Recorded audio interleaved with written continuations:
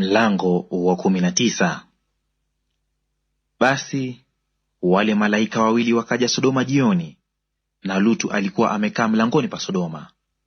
Lutu akawaona, akaondoka akaenda kuwalaki, akainama kifudifudi, akasema, bwana zangu, karibuni, na wasihi mwingie nyumbani mwa mtumwa wenu, mkalale, mkanawe miguu yenu, hata asubuhi muondoke na mapema mkaende zenu. Wakasema, sivyo, lakini tutakaa uwanjani usiku kucha. Akawasihi sana, nao wakaja, wakaingia nyumbani mwake. Akawafanyia karamu, akawapikia mikate isiyochachwa, nao wakala. Hata kabla hawajalala, watu wa mji, wenyeji wa Sodoma, wakaizunguka nyumba, vijana kwa wazee, watu wote waliotoka pande zote. Wakamwita Lutu, wakamwambia, wawapi wale watu waliokuja kwako usiku huu? Uwatoe kwetu, tupate kuwajua. Lutu akawatokea mlangoni, akafunga mlango nyuma yake, akasema, basi nawasihi ndugu zangu, msitende vibaya hivi. Tazama, ninao binti wawili ambao hawajajua mtu mume. Nawasihi, nitawatolea kwenu mkawafanyie vilivyo vyema machoni penu, ila watu hawa msiwatende neno, kwa kuwa wamekuja chini ya dari yangu. Wakasema, ondoka hapa. Kisha wakanena, mtu huyu mmoja amekuja kwetu kuketi hali ya ugeni, naye kumbe anataka kuhukumu. Basi tutakutenda wewe vibaya kuliko hawa. Wakamsonga sana huyo Lutu, wakakaribia wauvunje mlango. Lakini wale watu wakanyosha mikono yao, wakamwingiza Lutu kwao nyumbani, wakaufunga mlango. Kisha wakawapiga hao watu walioko mlangoni kwa upofu, wadogo kwa wakubwa, hata wakachoka kwa kuutafuta mlango. Basi wale watu wakamwambia Lutu, je, unaye mtu hapa zaidi, mkwe, wanao na binti zako, na wowote ulionao katika mji, uwatoe katika mahali hapa. Maana tutapaharibu sisi mahali hapa, kwa kuwa kilio chake kimezidi mbele za Bwana, naye Bwana ametupeleka tupaharibu. Lutu akatoka akasema na wakweze waliowaposa binti zake, akasema, ondokeni, mtoke katika mahali hapa, kwa sababu Bwana atauharibu mji huu. Lakini akawa kama achezaye machoni pa wakweze. Hata alfajiri ndipo malaika wakamhimiza Lutu, wakisema, ondoka, mtoe mkeo na binti zako wawili waliopo hapa, usipotee katika maovu ya mji huu. Akakawia, nao wale watu wakamshika mkono, na mkono wa mkewe, na mkono wa binti zake wawili, kwa jinsi Bwana alivyomhurumia. Wakamtoa, wakamweka nje ya mji.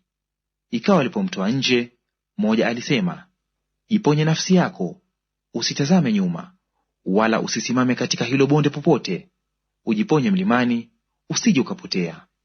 Lutu akawaambia, sivyo bwana wangu. Tazama, mtumwa wako ameona kibali machoni pako, nawe umezidisha rehema zako ulizonifanyia kwa kuponya nafsi yangu, nami siwezi kukimbilia mlimani nisipatwe na yale mabaya, nikafa. Basi mji huu ukaribu, niukimbilie, nao ni mdogo; nijiponye sasa huko, sio mdogo huu, na nafsi yangu itaishi.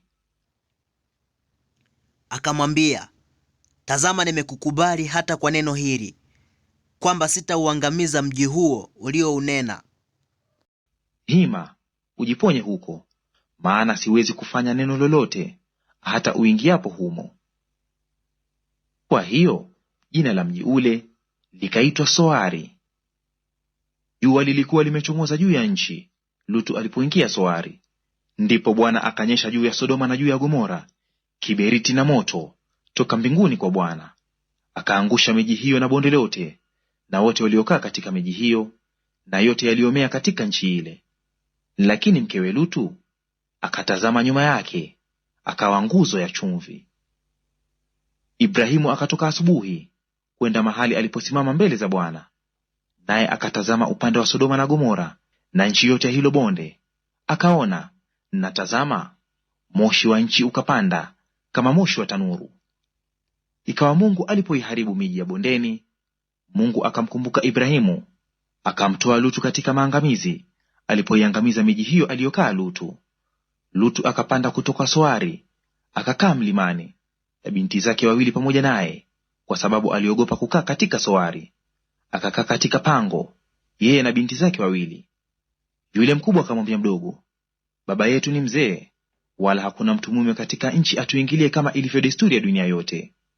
Haya, na tumnyweshe baba yetu mvinyo, tukalale naye, ili tumhifadhie baba yetu uzao.